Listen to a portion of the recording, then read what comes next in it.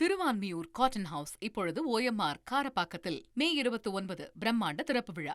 சென்னை திருவல்லிக்கேணி பார்த்தசாரதி கோவில் அறங்காவலர்களை நியமிக்கும் பணிகள் 6 மாதங்களுக்குள் முடிக்கப்படும் என்று சென்னை உயர்நீதிமன்றத்தில் தமிழக அரசு உறுதியளித்திருக்கிறது. இது பற்றிய கூடுதல் விவரங்களை செய்தியாளர் சுரேஷ் விவரிக்க கேட்போம்.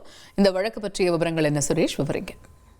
வணக்கம். சென்னை திருவல்லிக்கேணி பார்த்தசாரதி கோயிலில் 47 ஆண்டுகளாக கோவிலினுடைய செயல் அலுவலராக இருக்கக்கூடியவர் தான் சர்க்காராக நியமிக்கப்பட்டு வர்றாங்க.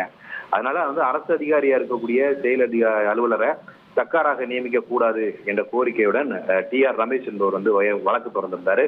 இந்த வழக்கு நீதிபதிகள் சுவாமிநாதன் மற்றும் லட்சுமி நாராயணன் அடங்கிய அமர்வுல இன்னைக்கு விசாரணைக்கு வந்தபோது செயல் அலுவலர்கள் கோயிலுடைய மத நடவடிக்கைகளில் ஈடுபடுவதாக மனுதாரர் தரப்புல குற்றம் சாட்டப்பட்டது.